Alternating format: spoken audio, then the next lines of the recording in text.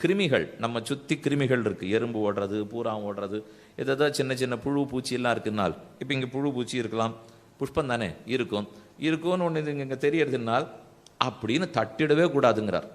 இங்கே பக்கத்தில் ஒன்று போயிட்டு இருக்குன்னா அப்படி தட்டிடக்கூடாதுங்கிறார். பின்னே அது மாட்டுக்கு போகிறதா பார்த்துக்கோ, போயிடுத்துன்னா விட்டுடு, நீ தொடவே தொடாதே.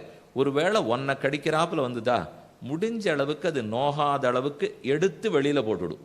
இல்லைன்னால் நீ இன்னைக்கு இதை போட்டு அதை அடிச்சத்தை எங்கெங்க கணக்கு ஏற்றப்படும் உனக்கு தெரியாது. கணக்கு நம்மால தொடவே முடியாத இடத்துல கணக்கு ஏற்றி வச்சிருந்தா. அதனால சுத்தி வரை என்ன கிருமிகள் இருந்தாலும் அதை துன்புறுத்தாதே.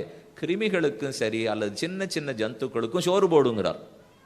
இதுக்கு தான் நம்ம இலை போட்டுட்டு முதல்ல சாப்பிடணும். எங்கேருந்து ஆரம்பிச்சது ஆபத்துன்னு சொல்றேன்.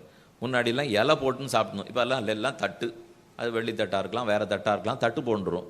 தட்டு போட்டுண்டா அதில் எப்படி மிச்சம் சாதம் வச்சு வாசலில் கொண்டு போய் போடுறது? இலையா இருந்தால் மோர் சாதம் சாப்பிடச்சே ஒரு பிடி எடுத்து அப்படி பிழிஞ்சு வைப்பா. அது பிழிஞ்சுன்னா என்ன, அதில் தப்பி தவறி துளி கூட மோர் ஒட்டினுடவே கூடாது. ஏன்னா வாசலில் இருக்கிற பிராணிக்கு போகிறானோ, அதுக்கு எதுக்கு தயிர், அதுக்கு எதுக்கு மோர், அதனால் பிழிஞ்சு எடுத்து வச்சுருவோம். பிழிஞ்சுன்னா வெறுமை பிழிஞ்சு இல்லை, இது அதில் துளி கூட பசையே இல்லாத அளவுக்கு வச்சுட்டு அப்படி கூடாது.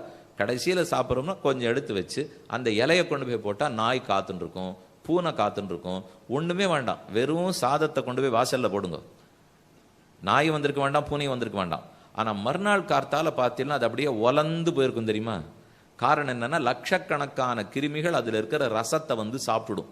அப்போ அது அத்தனைக்கு சோறு போட்ட பாக்கியம் நமக்கு கிடைக்கிறது.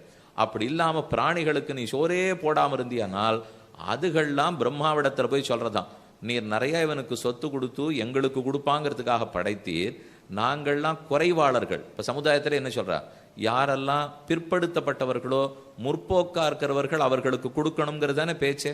அரசாங்கம் முழுக்க தானே சொல்றது. அதை போல இந்த பிராணிகள்லாம் பிற்படுத்தப்பட்டவா. ஏன்னா அறிவில்லை, ஆசை இல்லை, துணிமணி போட்டுக்க முடியாது, மண்டபத்தில் உட்கார முடியாது. அப்போ அதுகள்லாம் குறைவாளர்களோ இல்லையோ, நம்மெல்லாம் நிறைவாளர்களோ இல்லையோ. அப்போ இந்த நிறைவா இருக்கிறவன் குறைவா இருக்கிறவனு கொடுக்கணுமே. நம்ம அதுக்கு கொடுக்காம இருந்தோம்னா அது பிரம்மா இடத்துல போய் சொல்றது, நீர் எதுக்காக அவனுக்கு எல்லாத்தையும் கொடுத்தீர், வாங்கிடுங்கிறது. அப்பதான் நமக்கு உடம்பு வர ஆரம்பிக்கிறது, வியாதி வருது, பொண்ணு பிள்ளை கட்டப்பட ஆரம்பிக்கிறது. ஏன்னா இந்த பிராணிகளிடத்துல பட்ட தப்பு அது எங்கேயோ போய் புகார் பண்ணிடுறது. ஜாகிரதையா இருந்துக்கோ, பிராணி வதையும் கூடாது, அதுகளையும் சமப்படுத்தாதே.